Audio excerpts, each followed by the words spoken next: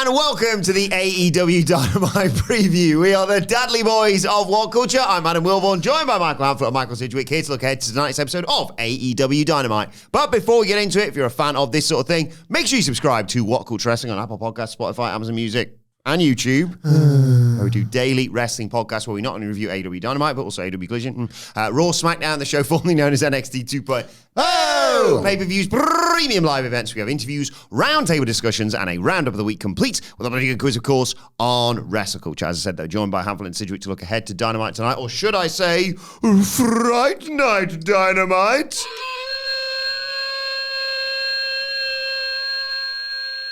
Yeah. Spooky. Yeah, I'm chilled to the bone. It looks on paper a bit uninspiring. It's very not the AEW I wanted when I first bought in. Like, where's the rankings? This is a pretty, I don't want to say woeful, but again, the word is uninspiring way of determining contenders to two of your major championships. Caveat is it's the refrain. They might as well have the slogan at this point, like WWE, then, now, forever, together. AEW, the match will be good. You know what I mean? They might as well do dun dun dun dun dun dun. The match will be good. What's the never make one of them videos. They should. They should. They'll like a little ident of AEW. They'll never bloody do it. I've seen that AEW headquarters video that's been doing the rounds last few days. No. With Hobbs and stuff. Yeah, that's good. You know what? It's going to be a 7 out of 10 Dynamite. I'm just going to say it. I'm just going to say it, right? Hamflett's onto something here. I want to be drawn slowly. My big fat arse creeping close at the edge of the seat. I want to be summoned into the world. What's the latest WWE one? It's very sweeping, and all I can think about is Triple H's voice actually saying the words. The World Wrestling Federation, the global recognized leader in sports entertainment, and then Excalibur was coming there for a second. Raw is war, and you get a minute of fire and pyro and Austin and dogs and stuff, and it's hoorah, hoorah. That's what we all said. I want to make the noise, hoorah. When I'm I want to be I want the big AEW where the best wrestle, and then some highlights of some of the most iconic moments, Hangman Page spitting the blood, and MJF holding up the title, and Sting doing Sting stuff. You missed the paint splash, don't you? I want more than that. I want the idea of do that ident or whatever it's called, and then do give us 90 seconds to get a hard on. Okay, I want 90 seconds of it's gonna get harder. The 1997 Raw is War. I want a minute to just enjoy the idea. Yeah, I'm about to enter the world. And then what would it? I'm in the walls. That's what I want. Seriously, that's what I want. But what you get instead is here we go. 14 seconds of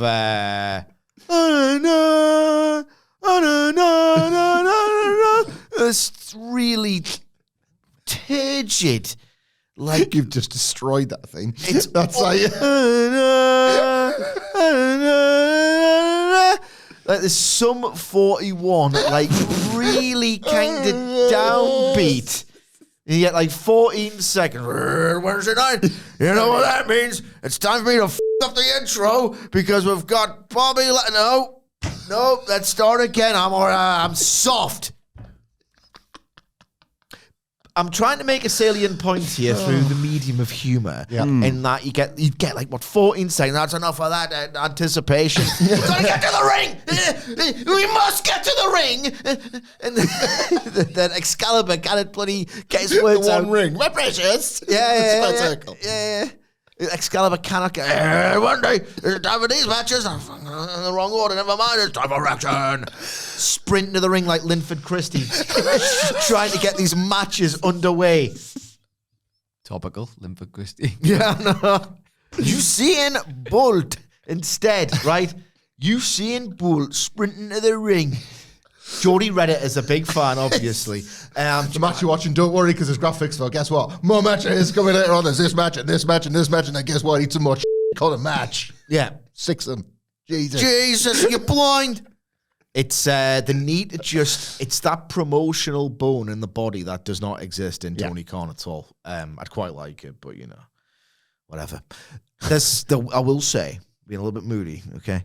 Last week's Dynamite was promising. There is a continuation of a development that I think could be handled very well. Mm-hmm. We are drawing near to something that needs to be near the end. And there's a fun match, genuinely, that I think, if AEW still got that, like, it's at its best, I described it in an article recently, as a dorky passion project masquerading as a, like, billion-dollar entity, or whatever it is. Okay. And if they've got enough about them in that department still, as a match on this show, that it should be a blast. In my sort of wish, I guess, for AEW, just Mystery Vortex itself, like the entire roster, start again, and starts around now, like with the entire roster. I've gone into this preview, with the exception of a match Sidge told me about earlier in the week, like a 4-way for the men's #1 contenders. I don't know a thing about this Dynamite, and I thought I'm going to come into this preview podcast. Sounds ill-prepared. It's the opposite, in fact. I am trying to prepare myself to enjoy this show, and thus will hear these matches from you. I stopped you, didn't I, tell me this morning, so I could be surprised. I could feel something, because I wasn't as high on last week's Dynamite, and I wasn't as high in the consensus for Wrestle Dream, not by a long way. So yeah, I thought I'm going to surprise myself today, other than the 4-way, because I think I like it more than usage, this 4-way. I did see a very funny tweet. I've got a bit of fantasy booking. Ooh, well, let's get into it, because it's this. What was your tweet? What did he say? Well, it's obviously the match leading to Full Gear, like you say. Who's going to face Hangman Page at Full Gear? Samoa Joe. He's in this match alongside Bobby Lashley, Ricochet, and Hook. The tweet I saw was, "What's a polar bear doing in Texas with regard to why Hook is in this match?" Basically. That's decent. Yeah, that is decent. But yeah, your thoughts on this 4-way? Samoa Joe's going to win. Sorry, your thoughts. My thoughts on the 4-way are that, Samoa Joe's going to win. Look at the pattern. Jesus. Samoa Joe loses to Hangman Page at Wrestle Dream, can't sanction the defeat, turns heel, attacks savagely Hangman Page. Hangman Page furious in the aftermath of that attack at the hands of the newly turned Ops, vows bloody revenge and the ruination of Samoa Joe's life. And that is broadcast on the Dynamite following the pay-per-view. Hangman Page versus Hook it is. No, that's not what's going to happen. If they want to tell a really long-term story, right, and get the best out of Samoa Joe, who is... he's genuinely a scary proposition when he's pissed off. Everyone's heard. You can tell from his aura. You can see it in his matches. You could believe that element of the All-In London tale. Did you see the Drew McIntyre thing yesterday? He was talking about people he's clipped with the Claymore, and he was like, Joe was the one. I was like, uh-oh. Uh-oh. He was like, Joe was fine about it. He's a professional, obviously. And he's like, I've hit other people with it and been like, well. But Joe, I was like, I'm really sorry. yeah, sorry, mate. So what if, and they can protect him by not pinning him in this 4-way, where Joe is immediately turned into, you all right there, buddy? Yeah, kind of caught some coffee in it. It was more of a snort than a cold. That made you feel any better. I've not caught the cold that you brought into the office last week. Don't worry about it. See how that works? You see how that works? You see, that's what I call it. The last time I was cold round the rare the cold last stage. time I had an actual illness, what did I do? I stayed off work like a responsible human being, and then what did I do after that? I went upstairs and worked alone. Thank you very much. Seemed to recall a lot of sniffling and snortling in the Dynamite review last week because you were worried that me and Wilbourn would have too much fun with it. Yes. I remember stuff too. Yeah, it was. You're irresponsible. It was a coffee snort. The cold is common, not rare. That's why they call it that. What happens, right? Shut your mouth. If they have a little bit of fun with this, and because everyone at this point is thinking, when's MJF back? So we can have some title programs of meaning. But what if, right, they build Joe? They actually build him, not just as, well, he's a safe pair of hands and he's going to be better in a weapons match. You get 2 out of Joe easy. That's not That's not the feeling to me, is it? You can get 2 out of Joe. Easy money. Yeah. That's not the feeling to me. What if, right, they actually do something cool. They do something interesting. They try and build Samoa Joe up as someone who, it tends to be the longer a program happens, the more a character is built, the more chances they have of actually winning the match. So Samoa Joe's in this 4-way with Ricochet, Hook, and Lashley. Yeah. I reckon, because it's a new match and that's kind of key, Lashley or Ricochet against Hangman Page. It's like, well, I'll have it. You know what? Yeah, I'll have that. It's new. It's unusual. Whatever. Both have been sort of consistently presented as strong, credible guys. Lashley's won probably far more often than Ricochet at this point, but Ricochet's really entertaining.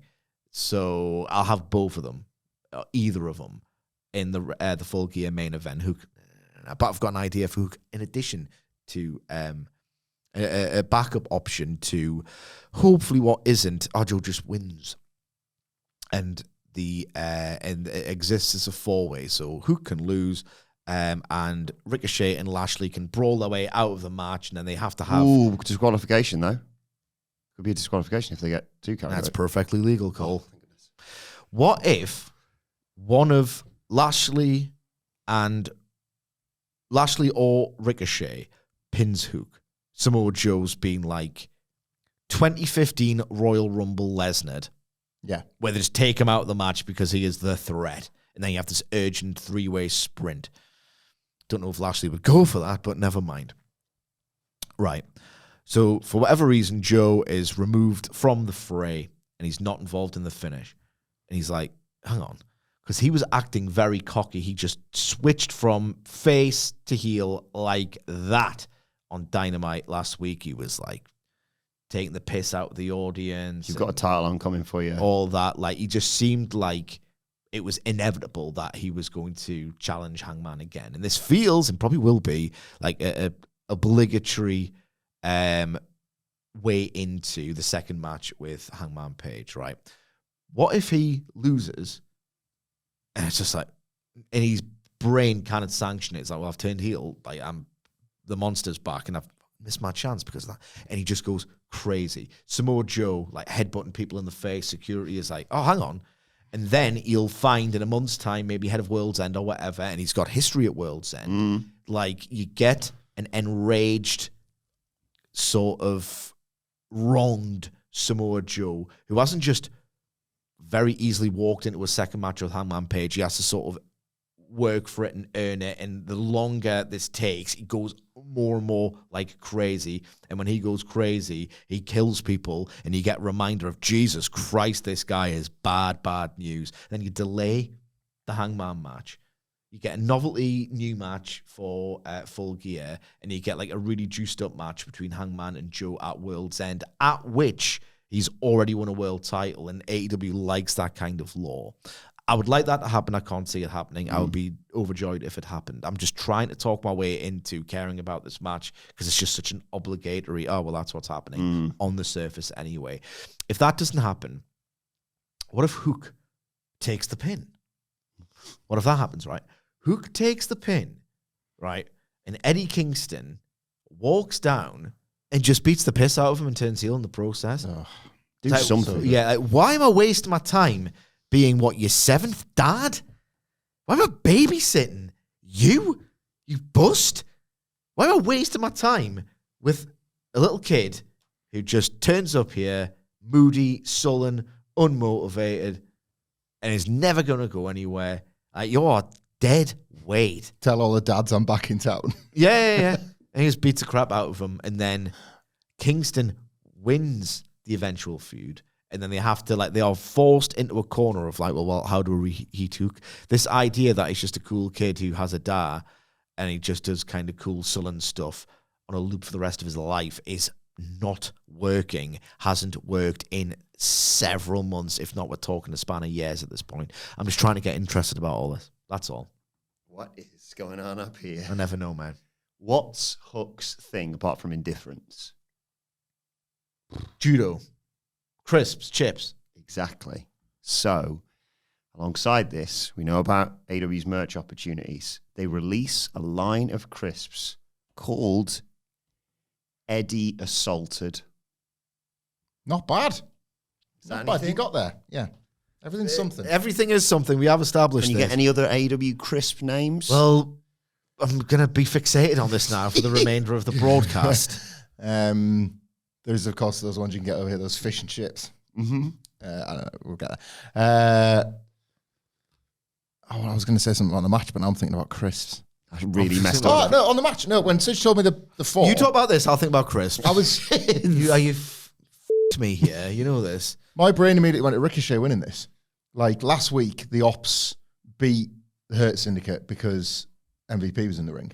So the Hurt Syndicate were permitted to lose. Of course. But Joe and, like, say, for example, Joe's got the Kikini clutch or Bobby Lashley's got the, the Hurt lock on Hook. It doesn't really matter. But Bishop Corn cocktail as in prawn Hook's cocktail. nice. And it uses the Quan. I'm going to bring up Bishop Quan in a second, right? Tyler So- Breeze and Onion. That's nice. Not AEW though, is it? AEW, yeah. No, it needs to be AEW. Okay, is that what? Still annoyed about Trout last week. Yeah, Trout. nah. Sorry, everybody. Sorry. Nicholas just shaking his head. One of them's basically left Hook as good as done, but then they start fighting again. Joe and Lashley start brawling, and Ricochet, who's been decked elsewhere in this four-way, just slithers in, gets the pin, one, two, no contender, because it would explain a little bit why they chose, even in destroying the demand, to keep Ricochet from getting pinned. You know, when Quan was like, Of course, I'll yeah. do it. So Ricochet isn't coming off the back of a pinfall loss at the pay-per-view. The demand are, but Ricochet isn't. And he's the one, he kind of like, you can almost see him like Hook is out. And the two big lads are suddenly, I'll fight you. And they're having like a forearm exchange, and Ricochet just sort of takes one. And then sees Hook's prone body and gets the three. And he's the number one contender. And Ricochet Hangman Page is a feud I would like. Yeah, I think we're all dancing around the fact that we all Joe assume points. Samoa Joe's winning. Yeah. The Joe point as Sidge makes is like, you actually stand to maybe get something out of Joe now with a bit of build. He fits that profile of a guy that is forced to wait and get angry, and then they'll probably do the Ops and the Demand one more time at Full Gear. That's the time filler. And then you've got You mean the Ricochet. Herd Syndicate? Sorry, Yeah. Hurt Syndicate. But I do like the idea that they've seemingly put this out there.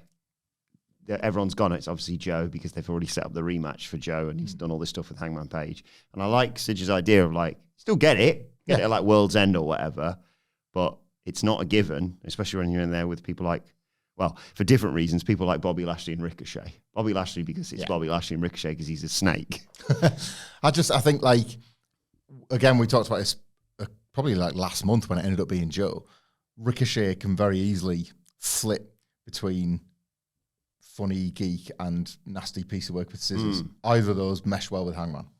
M. Lays F. Yeah, not bad. That's more No, brand. it's not bad. It's a brand more than... I got nothing right now. Okay. I was angry. I was angry with myself, but it's on SmackDown, was it? There was another one where like puns came up. And I was slow out the gate. There's another four-way, though, of course, to determine a title match at Full Gear. Tag titles I'm talking about here. Brodido's next opponent. Who? Brodido. Listen. It's still around. I didn't think we'd still be singing that at this point. Yeah, me too. It's nice. And it is FTR versus the Broke Young Bucks versus JetSpeed versus Jurassic Express. This is absolutely a match, right, where I'm thinking, God, a four-way match to determine the number one contenders to a title. Not another one? The Young Bucks with like more than six people are over in the ring. God, I've seen that. And when it happens, I'll be going absolutely like crazy. I mean, this should be unbelievable. This should be absolutely unbelievable. Where are we in the world? They are in Texas, obviously. They're at the Burt Ogden Arena. Ogden. Sorry to Burt Ogden, who the arena is actually named after. Ogden. Looks like you were assaulting them, so with your hand movements there, so let's be careful. This match is going to be absolutely unbelievable. Like, what I like about this as well is FTR and the Young Bucks, right? And way kinder to their series than most. like what they did after Danielson-Ospreay Dynasty last year was just a towering achievement. How that match ended up was unbelievable, right? But what I think the issue with the FTR Young Bucks match is it was an actual fabled dream match made real, to the point where there wasn't even a company big enough for the Revival to leave to realistically go and work the Young Bucks when they were doing something that no WWE wrestlers did with like outsiders, and like just build up a match on social media and have like, we'll do it one day and we'll rejoice and all that. It's just like, that felt like an actual forbidden door was erected between WWE and everybody else. And then, because stylistically, philosophically, you could believe that they probably were like, oh, God, look at that match. That was flippy-do nonsense. And the Young Bucks were going, Christ almighty, I've already seen the Brain Busters. What am I still watching? Like, you could tell there was an actual, like, we're better than them. And I'd love to be able, this was like the tag team dream match. There are so many layers to why it was so big. One of which was, you don't get massive tag team matches anymore ever because of WWE and the way it's gone. And all of these things added up to this just impossible weight of expectation, right? So now, every time they have an actual match together, it is the arms folded. Go on, then do the best tag team match ever, dickhead. And it's kind of broken the first 5 minutes of every match they've ever had, other than the televised one that came out of nowhere. Maybe that's because it had such a short build. There's been that 5 minutes of, why isn't this the best tag team match ever yet, lads? What's wrong with you? Because they are now just a pretty throwaway, really route one, unimaginative way of determining a set of tag team title contenders. That might actually work in its favor, seeing them, and they'll probably build it as well because there was a tentative alliance formed on Collision and all the rest of it. So they'll probably like feign to work together. It's like, hey, you all right, Matt Jackson? That's solid. And then they'll start wrestling each other. And you know what? This has got a really great chance of actually being glorious and us rejoicing. I mean, it's the Young Bucks in a match. It's got like a 3 3/4 star floor. 3 3 is a disappointment with these lads. This is going to be amazing. This is going to be amazing. This is the same then. 4 teams, one gets a title shot of Full Gear. So could you do this? 4 Gear, if anything. Yeah. Could you do this week? Didn't have a call the other week. In a bit of a throwback. Seeing as something your memory is good about, the Young Bucks and FTR teaming together for that 8-man. That all-timer. Was it a 10-man or an 8-man? The all-timer. The 8-man. They did it on Collision last week. Oh, did they? They've done this match as an 8-man already? No. Yeah, they did it on Collision, didn't they? I think so, yeah. No, I was going to say they could have built to that. They could have had this 4-way and been like, you know what, actually, this is pretty fun. Let's work together a minute. And that's what they're doing. That's what I just said. But they've done it they've done the 4 versus... TK booked it, remember, last week when he came out and just stared at the camera? Of course. Sounds great, guys. Yeah. I think I got myself confused and thought that was for this time. Yeah. This is in Switch on. I am incredibly switched off. I'm sorry. You're right. You see, when you're right, you're right. Like, you're right to pick that up. I am switched off. Could they... I can't, in good faith or conscience, bury you for that. When this man... You get to hear it later today if you subscribe to WhatCulture Wrestling, wherever you get your podcasts from. We'll literally start talking about NXT. Throw it to me for my analysis. And I'll go, what were you talking about? I just don't know. Could they... Obviously, what with it being Fright Night Dynamite... I know we've got the other match that we'll get to. I don't want to say to spoil it for him yet. But could they do a thing where... to play on the Young Bucks having no money sort of thing, where like the teams have a bit of a Halloween theme. So like obviously JetSpeed, you could have Karate Kid, Mike Bailey, and Knight Rider, Kevin Knight, dressed as a car or something. Is that anything? Yeah. Or David Hasselhoff. Actually, I could dress like the Midnight Express. I would make a change.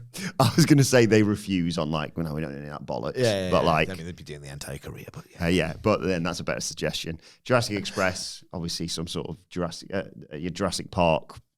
Well, we've not seen Richosaurus yet, of course. Richosaurus, yeah. But I like the idea of the Young Bucks having Young Bucks dressing up for Halloween like overgrown kids. Yeah, but they've got no money. So it has to be a really, so either like, I don't know, they dress as each other or... What about that it's like they've got no money for new costumes, but they recycle it and they're both Ghostbusters. And like Dax is a hard no, but Cash is like, I don't mind. He's got the boiler suit like halfway up. He's kind of on the collision match, bit, you know? and they were doing the spot. You know, like the weirdest Young Bucks spot is when like, is it Matt Jackson just goes legs akimbo? Yeah, just opens it. Opens those legs, spread them, and spreads those legs, and like I got Nick coming out my head. and Nick Jackson's like basically sniffing his gooch as he's about to do a dive. That's one of the weirdest spots, but whatever. Cash was like, nah, I fancy a bit of that. Oh, I saw that. I did see I'll that do clip some diving about. I'm starting to like that kind of thing.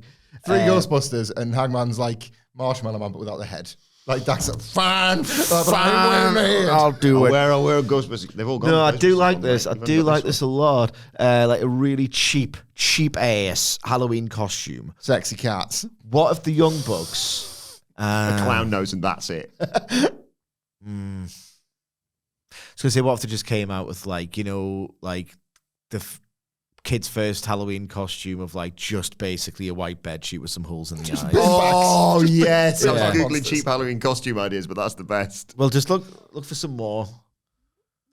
You know, you don't have to do trick or treating this year. No, 40. So So with the kids.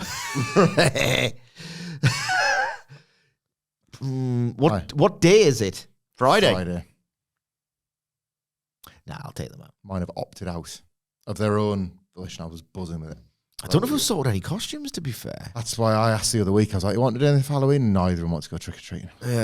I'll get the sweets in just in case people. But that's, you got that is one of the luxuries of living in a nice new house, but that also happens to be on an unfinished building site because it's a new build. It's like, is anyone going to go to the spooky derelict building site? It's so spooky than a regular street. It's Yeah. I've just looked at last minute easy Halloween costumes 2025. One of which says Jet 2 holiday attendant. The other one is Mudeng DIY hippo ears. Or Is that little tiny hippo? yeah, optional put on 4 stone. It's ahead as an option for I this. could get there. But I like the Joey I Tribbiani. say Matt Cardona. Joey Tribbiani. Young Bucks just wear all the clothes that they still own, basically. Yeah. So they could do that, I Such a suppose. humorless misery with Halloween. Like the older I never liked it, but like ever. But the older I get, the more cross I get about it. You know, like adults. It's one of the things that's just for Christmas. It's for kids. I It's too kids. resent other people's joy. I do with this sort of stuff. I do with a lot of things, actually. Like, I wish I could just go, you know what, get on with it. I don't really care. Costumes are I can't shake that part of my DNA. I really can't. it's all for sex. Like Excuse me? like people are either trying to impress somebody that they want to sleep with their costume, with how they're looking at, or like their sense of humor, or like their witticism, or something, or just like how willing they are to like get involved in the fun. That's all it is. Like people need to stop lying about that. Like just cut to the chase. Just like tell the person that you like them, rather than like go through the trouble and the rigmarole of like impressing them on Halloween. Like I don't buy that it's. I think you're trying to impress somebody, not just doing it for the love of the game. That's my take on like Halloween costumes as adults. We dressing up for SmackDown preview on Friday. No, I might. and this is what I mean. I'm conscious of how much of a misery I am around Halloween. Like I'm not intentionally trying to like ruin people's fun, but I feel quite strongly that it's for kids. It's just a silly thing for kids. There's lots of things for adults, and there's lots of things for kids, and just like You like WWE. Is that not definitionally a silly thing for kids? then now forever together. You kind of watch it with them. What if we just get the They said it. So. the clock in the office and you wear that and you're Times Square? Yeah. Oh, we put a baby on a roll. Who's facing Brodito then? Sorry, at full gear. Pretty good. I'm going to go Jurassic Express. Yeah, because Jack Perry said it. Oh, did he? Yeah, he said we'll come for the tag title. Oh, he did say that. Yeah, So if Joe says it and Jack Perry says it, ipso facto, It's a push as well. Like push he's somebody. still doing sort of heelish things occasionally, isn't he? he's an odd kid, man. Jungle Jack. It's full gear after Blood and Guts. Yes. Because Jurassic Express are going to be in that, aren't they? Oh, we don't know. Got that blood and It could be guts, yeah. Darby et al. Versus Death Riders. I think it's Callis family versus Sorry, Elite. the goodies, yeah. Sorry, Darby. What did you say? Who's going to be the team? Darby et al. Not a soccer tangent. This. No. I can talk about football if you want. Any updates? Got Spurs in the League Cup tonight. Home or away? Home. Defending the title, of course. And we're not going to win it every single year, but it's going to be a punch to the gut when we are out of that competition at some point. It could be tonight because Spurs are like weird. They're like... Time's kick-off? 8. I built in some time to go for a run tonight, and I'm thinking about some admin. Yeah. Streets are busy. No, it's Spurs are weird, man. Weird team. They are defensively really solid. They are like their form's really patchy, but they're third. All over the place. Just such a weird season in general. Weird season. I'm not comfortable with it. Not for me, I like it. Yeah. You're still another Halloween of my life. I'm scared of them, and I'm scared of them, and I resent people for enjoying them. So much. Who have you got? FTR, Young Bucks, JetSpeed, Jurassic Express. Jurassic Express, Jack Perry said it. Yeah. And it's Tony Khan's ultimate. I don't mind, it's a push. It's one of his ultimate flaws of like. Right. Liking Jack Perry. Well, and no, he was incredible at I like this. They're back. They're winning. I like it. Yeah, rather they didn't tell me who's going to win the matches. Have they got even more money then? There was the other one was for money, wasn't it, on Collision? I don't know who Richosaurus. I think. Maybe well, he needs to get the gold mask. He needs to get the Wu-Tang. We've been through this, but have some fun with it. Yeah. Otherwise, why put matches on for money constantly? Well, speaking of fun, John Moxley's in action tonight. The only singles match is John Moxley versus Kyle O'Reilly. I don't mind Debbie this. D's last week, of course. I know, but it's you like character development, don't you, buddy? I do. You like directions. You're right. So what's happening here? I kind of thought they botched that last week. He's got the ropes. Okay, well, if you want to talk about botches and in-ring performance, maybe you should save that for Tuesday and not be a monstrous hypocrite, but I digress. The idea here, the direction, the story, Mr. Books, What we call you. is in my head canon, and I like this because it's actually sparking some like synapses and like a bit of imagination here, is that Moxley's gone home and thought, again, it's like the betting man who's lost, and he's like, well, let's go, I'll do that again. And he's just like, he's raging at it's like there's a lot of self-loathing running deep, and he's having to confront some things about himself, this John Moxley character, in the heat of battle, which he's always talked about as a key recurring thread in every single one of his promos. I think if you really sat down with John Moxley's work, it all fits together so wonderfully. He always hits that refrain when he's up against someone in a big pay-per-view match and he's doing his go-home promo.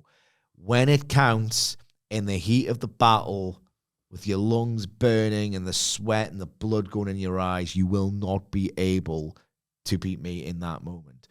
John Moxley was confronted with this weakling that is himself in that moment against Kyle O'Reilly, and he bottled it.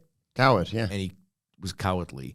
So in his head, it's like blip, aberration, this freak thing that happened. I must rewrite that story.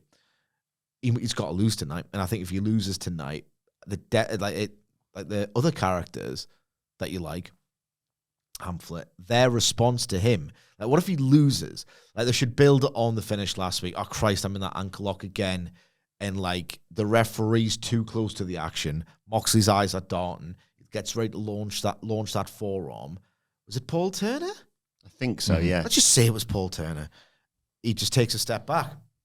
And like he's still looking, but Moxley's like, I can't get him.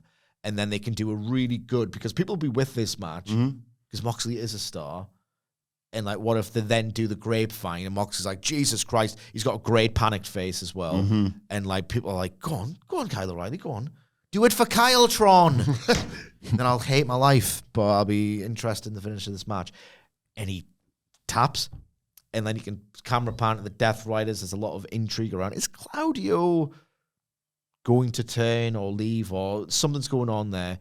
And like Claudio, like with a sort of grim, stony faced, shaking his head from side to side, and then like this, if they can finish this Death Riders thing before the year's out, before November's out, if anything, I reckon it'll be like really well remembered is this thing that happened. And whether a noble failure, so they did the right thing at the right time, putting Hangman over, putting Darby over when they did, and just when they're losing credibility or getting a little bit boring again, that's the time. End it, end it, end it, end it. So I'm into this match. More out of the potential feeling of ultimate relief than anything else, but that's kind of the whole core purpose of the Death Riders. From day one, it was we're here to ruin everything and get it better. And we're going to be self-serving, and we don't really care more about number one than AEW. But that's a story they're telling, and that it's drawing to a conclusion. And once we are done with a stable intent on desecrating the great letters of this cult, I mean a wrestling promotion called All Elite Wrestling, then we can move on, and it can just be a backdrop to good stuff. I love all that, like the Moxley stuff in particular. You're totally right. It's like it's the excitement around the development of that character and his, like, I've always been quite excited about his split from the Death Riders because that feels to me how it has to go. Like whether it's them turning on him and ultimately that forcing him to go away and come back as a renewed babyface who wants to do right again and is able to be in John Moxley, look at the bigger picture and see where he went wrong. He was like, I was trying to do right, but I did it the wrong way, all that kind of thing. Or like him doubling down to the point where like when they finally beat him up, it's like, good, give him the kicking he deserves, even if it's off his mates, that kind of thing. So yeah, like as long as this is angle more than match, I'm into it. As long as it's more about looking at John Moxley and watching. I'll get a nice 14 minutes and then the finish. Like that's what I dread. Like that's where I feel the fright of tonight. Indeed. But like it's like if you can get the moves out of the way and get to this good stuff. Like I mean, I'm really into it. Like I don't want the conglomeration run ringside and there being like all this like circular brawling action while John Moxley's kind of like, oh, Marina, go and do that, and then Kyle O'Reilly like sort of not like a stolen roll up, but something akin to that. Like I want him to own this defeat. Like there it is, clearly visible, a tap or a pin. Kyle O'Reilly's beating him. Like the chasing his losses point is great. Yeah. Like that, like Moxley should wrestle the whole thing almost in a sense of panic.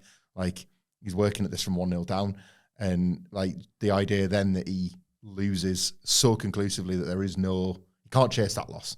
He has to just accept it and live with it, and he can't. I really like that.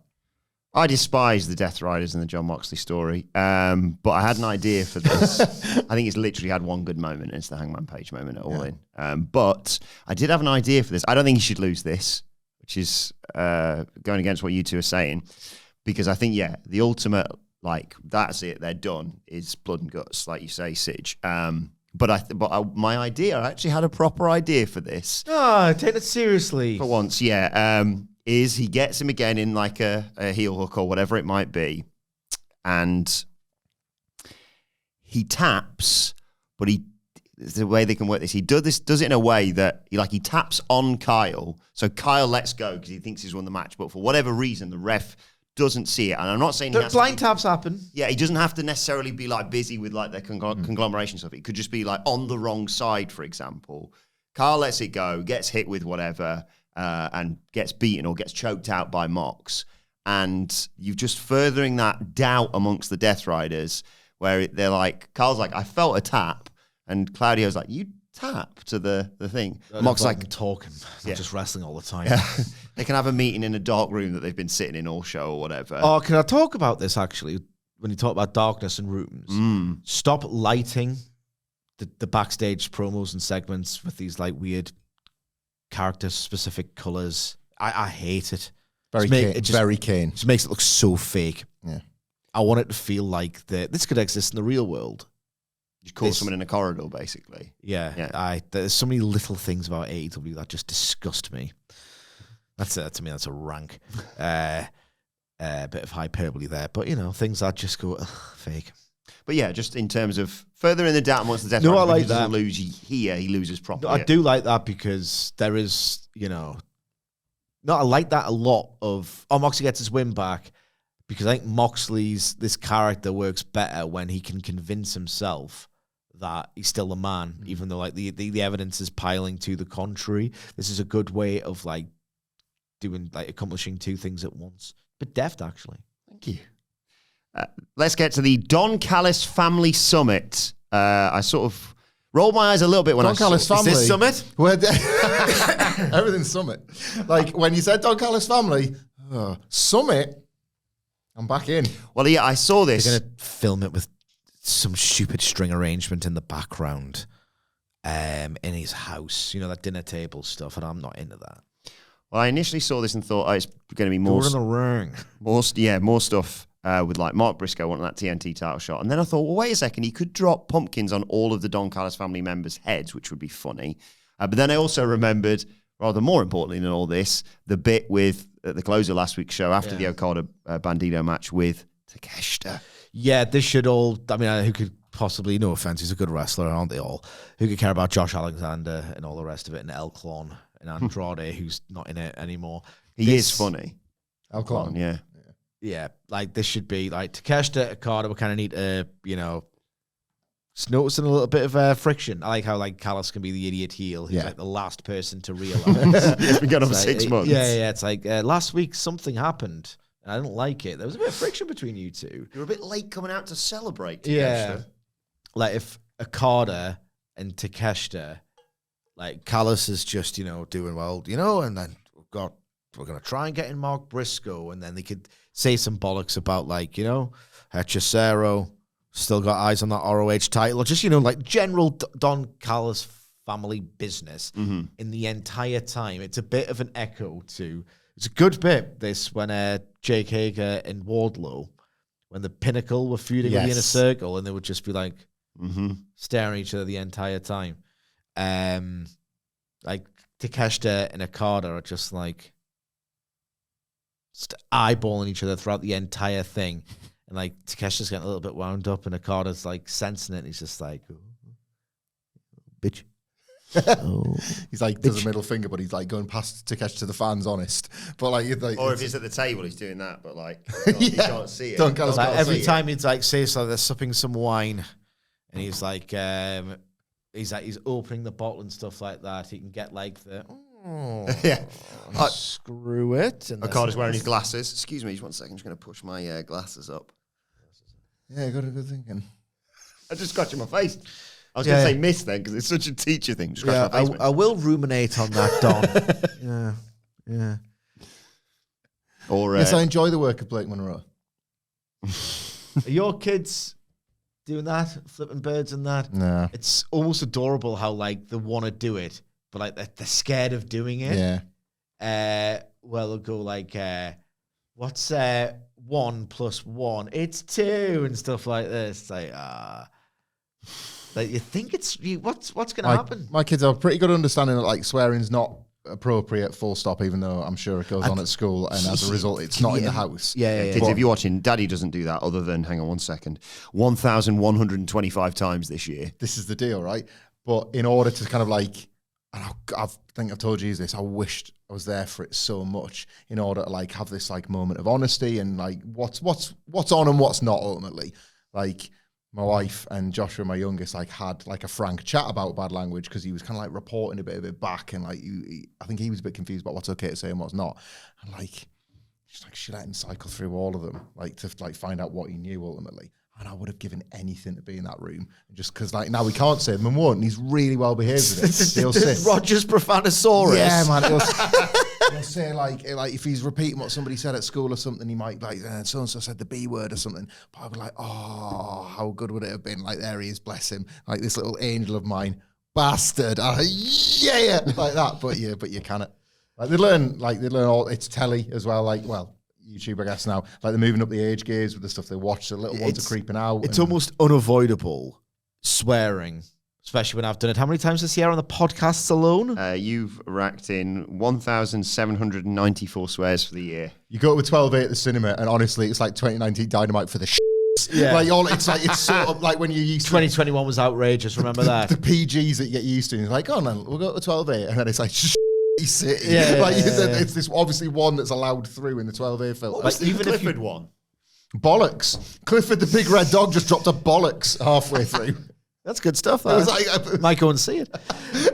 But even if, like, say, they're in the living room, just waking up, blighters, Rise and Shine. I go on YouTube. I'm still tired. Like you go into the kitchen and you make a coffee, and you have that moment. AeroPress users will know this, where for whatever reason the filter you haven't screwed it in tight enough, and when you do the plunge, it meets no resistance, and you're like, oh god, it's gone through the filter, so there's going to be grounds in the coffee. Oh, for fuck's sake. But there's all sorts of little things that annoy you or me in the house when you just drop an F and in walks your little cherub. So what I'm saying is kids will find a way to hear it. Yep. I remember once we were driving back on a like wholesome family trip. I think we were like in South Shields at the coast doing something. We were just driving back, and like she would have been like 4 at the time, but like my daughter, 4 years old, in the back of the seat, and she had some sweets, and like she opened them, but like too aggressively, and they went everywhere. And she went, "Oh, hell!" I was like, "Goated." I can't tell you off. You just don't say that. You do not say that. Just incredible. Oh, hell. Funny, isn't it? Yeah, it is funny. It is funny. It is funny. So yeah, Don Callis Family Summit. Aye. Yeah, Okada and Takeshita. Like, Okada's very a mischievous arsehole. It is funny. Will be cushion on good Takeshita's bit. chair. I hope this is. No. That is quite mischievous, though. This can be skitsy bitsy for me. This you can do it if you want. Like I think this story can get away with it, and there's You can't count it. there's so bloody many of them as well. People that, will like, be them in a big furious room. if they try, but guess what? Okada's really funny. Yeah. So utilize that, you know. Or he could just blow on his hand and blame it on Takeshita. Like, oh, Kanosuke. Callis is like nobody farts at the summit. You know this. Like that's Callis family rules. No farting at the summit. What's our combined age? We're 3 80 plus. Oh, we're over 100. Yeah. I know that, man. I'm trying to get What are you? Both in your 40s, aren't you? 40. What am I? 13, 7? Yeah. So 117. Yeah. Nicholas? 35. Oh, that's hard maths. Over 150? Yeah. 152? Yeah. 152. Yeah, but he's not being a complete child. He's just sat there He's giggling professionally. away. He's I giggling mean, away. I was thinking about Kazuchika or Farta and just trying not to say it. So I'm not sure I qualify. Can I get anything? I'm so sorry. 2 matches left. Just the one of them's a women's match. Yeah. You've got the women's match and the theme match. Which one? Seeing as you don't know which one's which one would you like? Theme, please. Theme match is the Trick or Treat Tornado Tag. That's foul tease there. Darby Allin and Orange Cassidy versus Daniel Garcia and Wheeler Yuta of the Death Riders. I know, I like this. I do like this. Like the best bit of the Death Riders right now, I think. And Orange Cassidy looks like a top babyface again if he's hanging out winning matches with Darby Allin. Yes. Net positives across the board. And Road to Blood and Guts as well. I think. Pumpkins on heads. Well, I was thinking Darby Allin skeleton, obviously. Orange Cassidy, orange pumpkin. But then I thought I'd leave it open as to... the Death Riders aren't going to dress up, and they should register their disgust that Orange and Darby have dressed up. I do like away kit Orange Cassidy when he wears like the Ghostbusters 2 darker version of his attire, like the black Away jeans. kit. What can he dress up as? I mean, I know he already dresses up as Paul Rudd in Wet Hot American Summer. It's just his black denim, isn't it? Oh, what's his favourite film franchise? Oh, this was in a quiz I did recently. It's time to play the game! Time to play the game! Ha ha ha! What's Orange Cassidy's favourite film franchise? I think I know this, so I'm going to stay out. Scream. No. Mission Impossible. No. That's his. Yeah. I don't know if I've got a favourite film franchise, personally. Earnestly really, really like the first 3 and the 5th Saw films. I'm like, oh, good for them. You know, like them. Where do you stand on adults picking Toy Story as their favourite film franchise? We did Toy Story the other day. Cop out of it, isn't it? A touch. We've already done Toy Story Discourse. Yeah. 4's better than 3. 3's too much for kids. Agree. make films about toys for children, not adults who've grown up from watching the first one, please.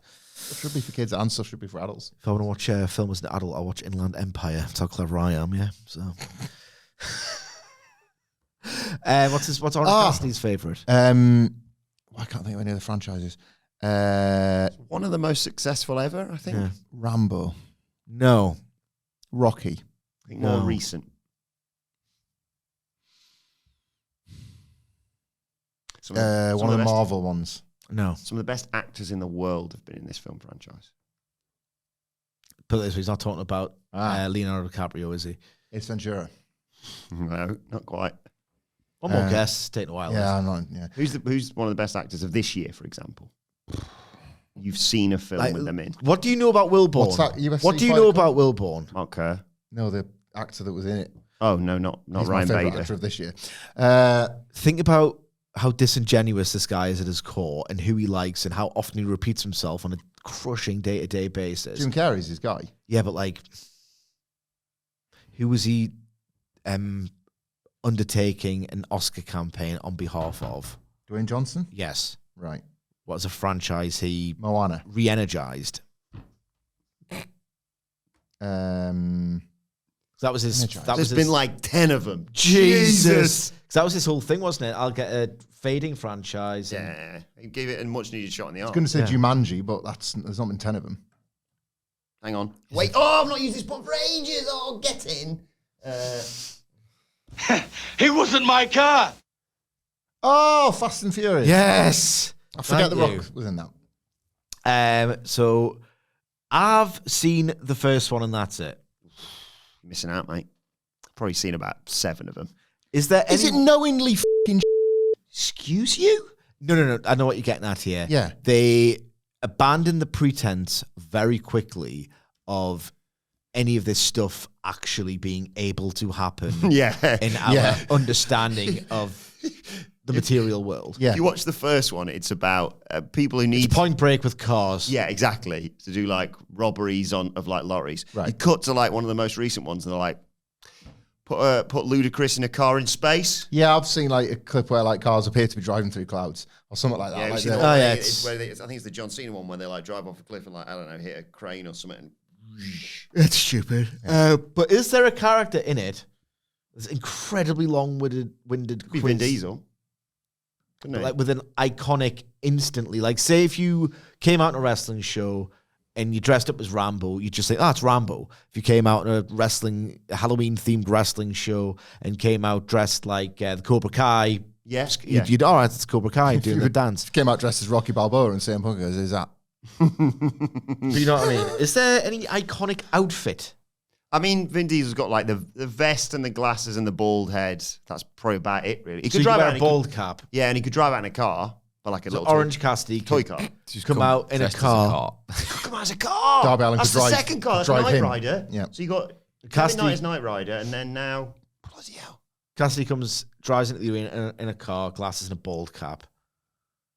That'd be good. And the Death Riders, the whole point is, the matter's sacred to them.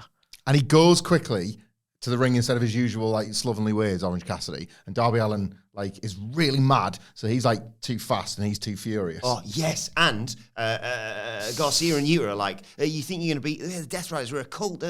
You just got your friends, and then Orange Cassidy says, "I don't got friends. I got family," because that's the thing that Vin Diesel always says when he drinks Coronas for product placement or whatever. I don't mind a Corona. I love a Corona. I also loved it in the Panda where people wouldn't drink them, so they were like on the cheap. Idiots. Sid, film and beer related question really quickly. Have you been looking or thinking about cans of Modelo since you watched One Battle After Yeah, I uh, want a Modelo, 'Cause man. I sure Bad. have, buddy. I want to badly You have want some a crisp Modelo. in a can though. I want Yeah, it in a can, yeah. and they are not easy to come by. Nah. Should we get one? If you will you buy as well, I'll give you I the will. money. Same Yes, deal. yes. I will if you do. Secret one for Secret Yes, Banter. we'll be on Modelo duties. Yeah. What? One for Secret Banter. But I'll have one, like, the whole point of, like, without giving it away, the beauty of this Modelo stuff from one battle after another is they're kind of drinking at a time you just don't do it. Oh. And it's just like, why not have a beer? It's like, what if that, just, there's never a bad time, really. So if I got the Modelo, it would just be the next podcast. That's the spirit, I think, of one battle after another's Modelo. Should people be allowed to drink 0% beer at work instead of like a coffee? I think about this sometimes. Like if you sat with a 0% Modelo just right now. Yeah, why not? It should be normalised, shouldn't it? Yeah. If you like Like a 0% Guinness. sparkling water in it, something. Yeah, they've kind of nailed Guinness, right, with 0%. And it'd be like, if I was sat having a pint of Guinness, that looks weird, right? But it's like, it's Guinness 0, it's fine.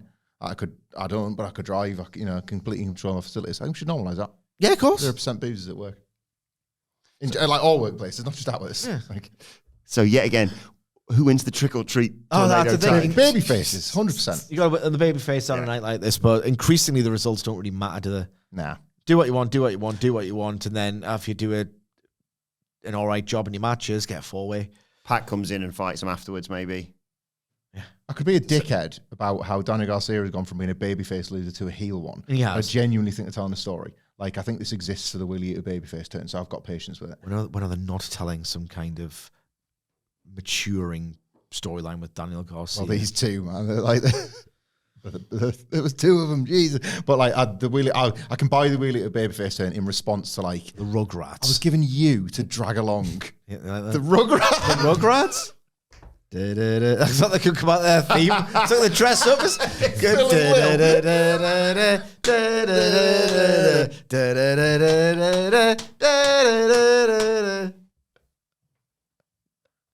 that. Yeah, that's what I'm gonna think. Brian Weddick, you've made it this far. Phil and Lil, I just want like because the only difference one on a ribbon in there. Marina Shafir would be Angelica. Yes. Mox does look like Chucky as well. Yeah, so that works.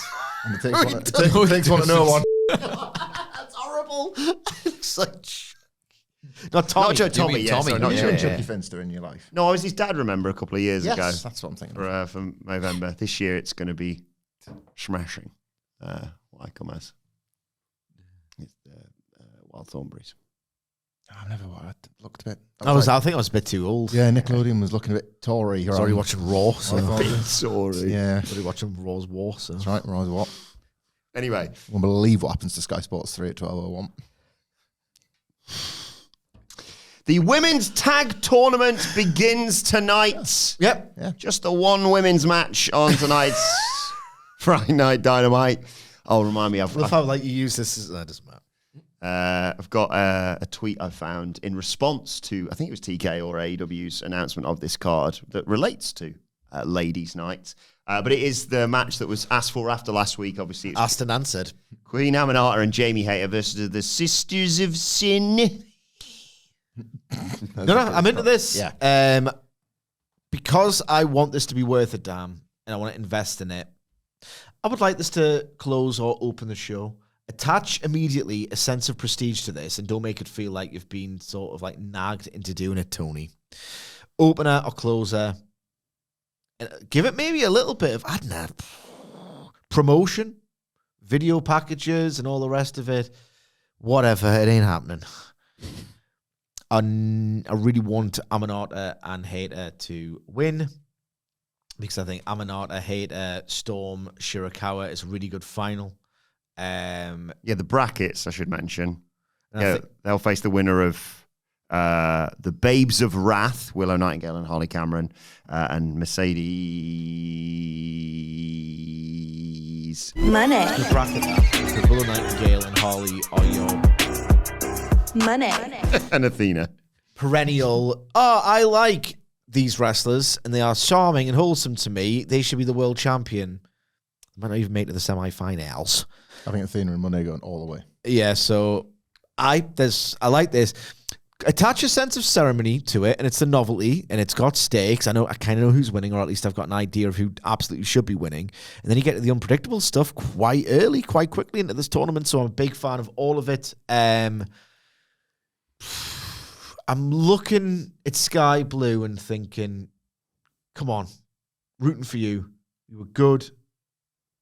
Willing to take an ass kicking before that injury. She seems a little bit tentative, probably understandably so. But apparently she really wants blood and guts. She's been one of the key voices behind doing it. I think she would, if we gave her an AEW Women's Hardcore title, she would be like, it would be her idea. So if you like your kicking so much, take one in this match. You've got the best opponents possible to administer it. LFG. And you know what they should come as, obviously? It's Halloween. They're spooky girls. And what day is it? 20. What day? Wednesday. Yeah. Two of them. 2 Wednesdays. 2 Wednesdays. 2 Wednesdays. Or the Shining twins. Or Phil and Lil. No, they're filling a little bit. We've already adequately covered for Or them. they could like come as proper generic pro wrestlers because to them that's a fancy dress outfit because they're in spooky Halloween stuff 365 days a year. Yeah. Like, whoa. Just like work rate, guys. That's their gimmick. The Riz posted a video of a whole multitude of outfits that she was going to wear. Where's the No Riz? one listening knows who the Riz is. Adriana Rizzo, one of the stars of NXT, member of the family. Check it out. But the Where family are no they? longer it's been dissolved. Don't say that. That's the truth. I was rooting for you with the first Footsteps videos that if it wasn't going to be these already the stars. Can we talk about that as a Yes. little diversion? Yeah. Goated in it. It is the most douchey picture I think I've ever seen in my entire life. Like the idea of like Punk in particular makes my skin crawl on this picture, which takes some doing because what PDS aside, Punk derangement syndrome aside, CM Punk, I've always had a thing for him. Such a handsome bad boy, you know? And he's on this picture and he's doing the thing of like, they're all the cleverest, most shrewd, calculating big stars in the world in this room. And it's pathetic. And they've all got their big old cocks. And honestly, like that, and like CM Punk's like, that eyebrow raised as if, you know, I'm in control of this situation. Oh my God. Knock you out. Like CM Punk's like, you ever seen that sup gif? I've never actually seen the program, but you know, Workaholics. Yeah. And the guy's like, sup, and he's trying to come on to his boss. That's CM Punk in that video. Got a theory about this, Sidge. Aye. Based on your breaking my brain for another wrestling character. Who has he been hanging out with a lot recently?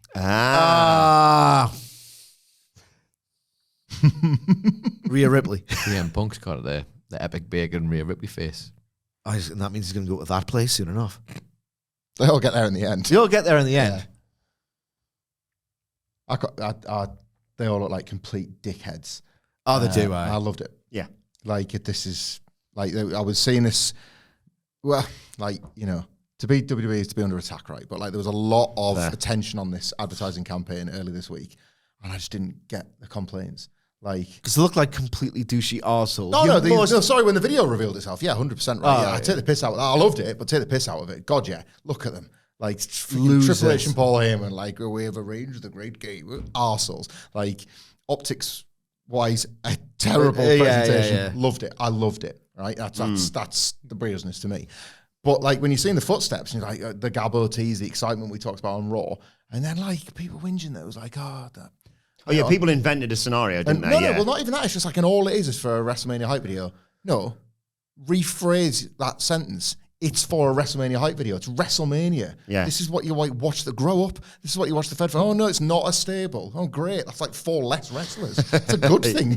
Like the hype videos for pay-per-views are goated. Stables, less so. Like, especially in 2025. I do think like, that felt to me like somebody, you know, when like, this is that thing, you've said it before about like, ultimately, like, if you imagine Twitter as like a school playground where like different groups wouldn't interact with one another. That's how people should treat Twitter. Completely different hobbies and interests. Like that is a bunch of people analysing World Wrestling Entertainment and going, why is this not for some like 15-minute boring match that I want to be built to, please?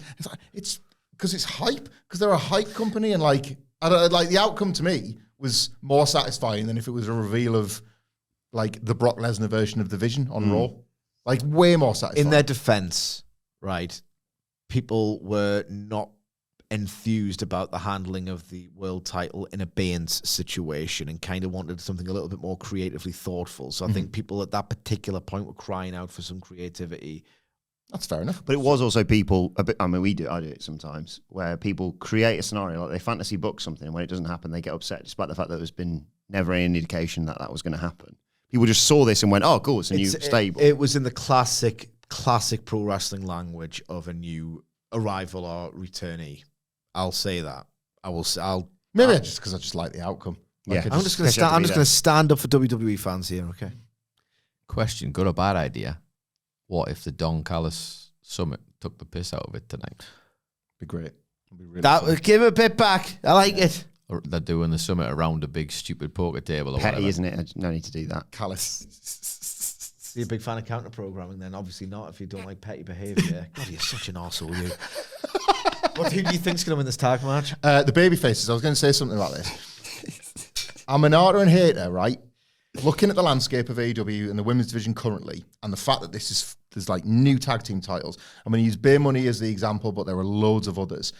I love when two singles wrestlers, and it's bold to step into the tag division because it is a step down. No matter what certain teams do to try and elevate it as a medium, it's a step down, and most wrestlers got into it to be single stars. Aminata and Hayter have got enough in common with the way they work, with the people they've feuded with of late, and the bond that has brought them together. And I love Beer Money as an example, right? Because Beer Money were formed based on Bobby Roode being this rich character and James Storm being a bit of a cowboy hillbilly drunk, but they were bastards together and they realised they had more in common. And it's should we get the matching gear and put the themes together and whatever? Hayter and Aminata for me are set for this. The sisters you've seen are another example of Julia Hart brought Sky Blue, misted her in the face, and then all of a sudden she was kidnapped. But they're one and the same now, the two of them ultimately. I would love Hayter and Aminata to do that. What realistically is happening in their singles future? Not a lot. Not a lot. But they don't need to win the belts. But if they're just established as a tag team off the back of this tournament, and then you just buy them as an act, you've kind of created an over act from two acts that were over that are probably going to get less over because they're not going to get singles runs. I follow. I said this last week when they announced the tournament. I kind of stuck my head over the parapet and, was brave with all this. I think the people who should win this tournament should be Don't do bids. Should be anyone other than Mercedes, Athena, Toni Storm, or Mina Shirakawa. I think anyone other than that should win this tournament. Anyone other than that? Yeah, I think those are the two teams that shouldn't win it. Because I like the things that you say about Aminata and Hayter, about Willow Nightingale and Hardy Cameron. People like Top Gods who've been working this for a long time. Yeah. Alex Windsor, Riho. I don't know. But I sense you're right. I think that's the way it's going to go. Obviously. Tag team traditionalist over here. But even if you belt up a starting, the two that we're kind of talking about as the favourites. Yeah, Mercedes needs more belts. Yeah, that's funny. That's a good bit. But Mercedes, a forever world champion and the belt collector Ultimo Money having another belt each, I think is good stuff.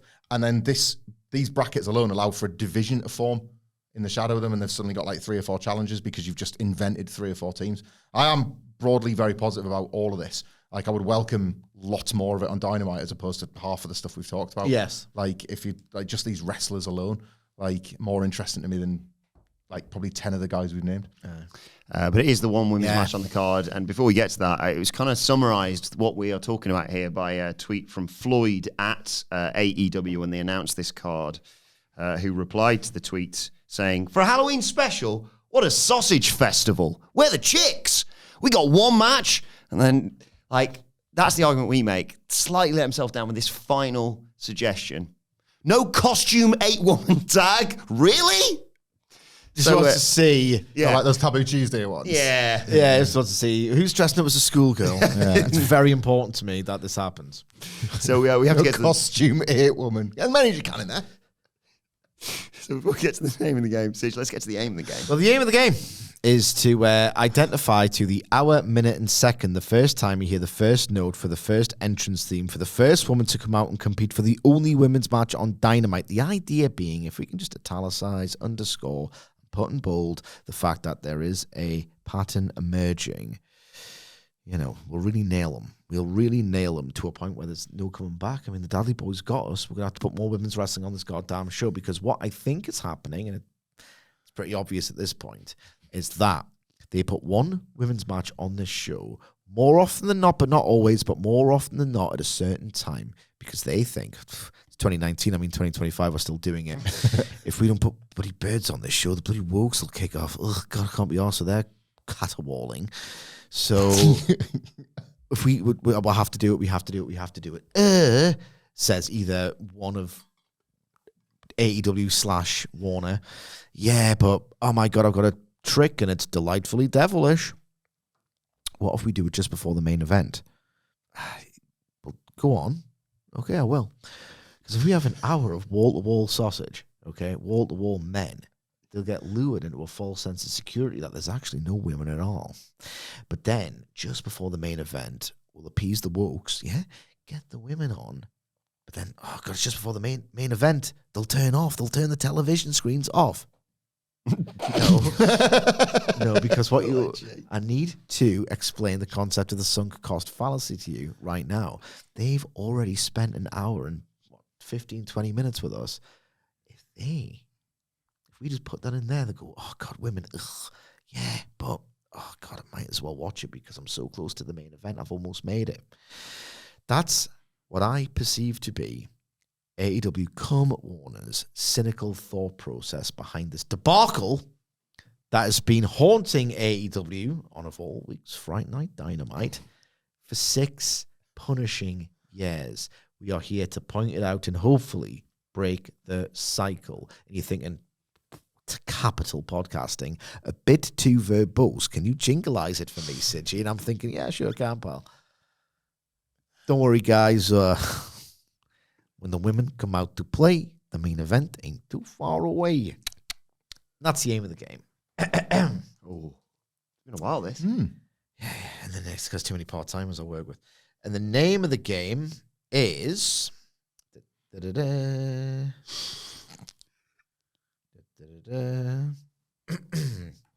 Dynamite is boring, not quite a thrill. Too many bloody men, it's overkill. Well, who cares what people say? Tony's gonna book them anyway. No ambition or love, just kitty gloves. They will not get their flowers. But somewhere in my heart there is a hope that shines for you. Tekla and Sky Blue. Khan will see it through. And somewhere in my heart there is the will to set it free. All you've gotta do is book. There you go. I thought you were going to say all you've got to book is 2. Is 2. Oh, that would be much better. You threw me. Anyway, that's not the first time you've got the last line better than me. I might start going. You could be my songwriting partner. Lennon and McCartney. Morrissey and Marr. I like the surprise, though. I do enjoy the surprise. Because sometimes I don't know what it is. I write a song every week on WrestleCulture. I can help. No? Okay, fair enough. Well, you never come up with a good suggestion, though. I've never come up with a good song. Oh, you're a monitor sellout these days. We watch... Me and Sidge are like the last ones in the office on a Friday afternoon when you start WrestleCulture and it's like, right, come on, let's watch him. Let's see what it is about AEW he's going to bury this week. And every week he delivers. It is so mean-spirited. Well, he did suggest we watch the Brooklyn Nine-Nine cold open with the Backstreet Boys. So I was like, Death Riders go away, obviously. I want it that way. What is it, June? Exactly, that's what I'm thinking. Why are you still here? F*** off. Try himself. It would be a little bit, to me, amusing or endearing or even comprehensible. Thanks. If you like something good instead. But NXT review coming later. Oh, yeah. The endless dance. That's the podcast. A lot of stuff I want to say about NXT, actually, this week. You get really quiet. Yeah. Where are we? Standings. That's a bit of retention I scheme. don't even know what you're referencing. Exciting. Shout out, as always, to the Panda Blair himself, Adam Blair at Adam Wilson 4. Play the game. Jose Palomares at the Whole 11. Guys, we always take care of the data. Thanks for this sort of thing. It was back at the start of October, last game we played. I took the win again. 8 wins for me this year, 5 each for you two. Keep up. So I'll go first. 1, 2, 3, 4, 5. Obviously, keep up. So I've got Keep up with me, Calvin. Google verification code Debenhams offer for a mid-season mega deal. Sky telling me I'm almost Debenhams? out of data. They go out of business like 2 years. It's online only, pal. Oh, okay. I was wondering why they're offering deals. Best Pizza Jarro. Some more stuff that's tragic. I mean, I do my correspondence on WhatsApp, and I found it. I found my text message thread to myself. It's equally as tragic as getting offers from defunct department stores. You shop in Debenhams much when it was open? Because I get why I would use it for like one occasion Christmas. every 3 years. Like some gloves at Christmas. Mine would be like, yeah. if like when there was a period in our lives where there was a lot of weddings, like I couldn't wear the same maybe like suit or shirt tie combo to each one, so I needed like Just get different tie. Just get different tie. You can mix it up, can't you? But like, and my wife used to like a couple of dresses from Debenhams, and she could mix and match those. But other than that, I kind of get why it happened, because you would go in there, and be like, this is too expensive, and leave. Yeah, I can get every individual thing I need from here somewhere else. Yeah. Last thing I bought from them was and the general thing of online. Oh, that was it. I bought a bathrobe for Anne-Louise that she asked for her birthday, forgetting she'd already bought it for herself. So that was fun. That wouldn't have been cheap as well from Debenhams. 30, 40 quid range. Taking things back generally is one of my ultimate, I hate this. Me and too. I can't cope with it. Yeah. Told you about the air fryer fiasco. Yeah, God. That's why, like, again, I don't want like gifts for like birthday and Christmas, because if I have to return it or don't have use for it, thank you for my wrapped task. I'll go 1 hour, 5 minutes. I love your idea of the main event in particular, but I don't have the optimism for it, so I'll go 1 hour, 5 minutes. Flat as you heed. Are you still? What is yours? Stray there. 1, 2, 3, 4, 5. Yeah, obviously. Oh, hang on. Wait, then I've got yours mixed up. Easy mistake to make. 5, tall fed marks. You are. Yeah. I'm going to go with, you know what? This is the first formal match for a brand new championship, right? It's about time. Yes. I'm going to go 1 hour, 38 minutes, and 11 seconds. Good spread. Mm-hmm. Good spread. Almost as good as Nick Jackson. Oh, it's Matt Jackson who does the spreading. Isn't it? Matt doing the spreading. So, Rough spreading. Rough spread. let's know your thoughts ahead of Fright Night Dynamite.